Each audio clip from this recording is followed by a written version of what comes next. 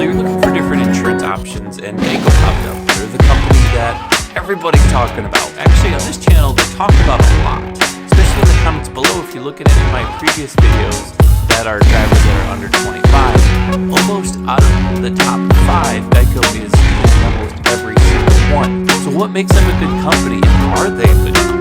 Well, today we're going to dive in fairly deep and go through not only the history of Geico and kind of some of the little pieces of where they started to where they are to who owns them and the meaning behind their name and where they are today.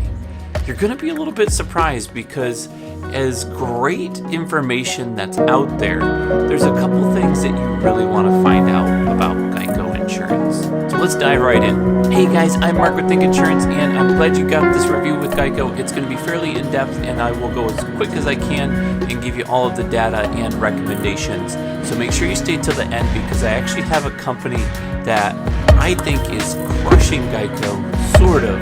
And we'll talk about that at the end of this video and to find out who's a fit and whether you should even consider them as an option through this review. Now, I did spend several hours researching this, so there's going to be some in-depth data, and I siphoned through some of the kind of junk or minutia of the web, and we're going to dive into some reviews as well. If you guys get good value out of this, the best thing for me that you could do to help would be to smash the thumbs up button. That really tells the algorithm that you're interested in the content.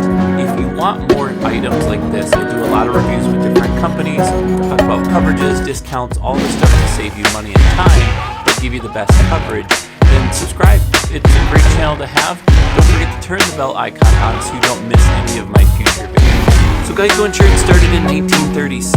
It was actually originally created in Texas, and the official name of Geico was Government Employee Insurance Company, and that was the Geico brand. They initially only went towards the federal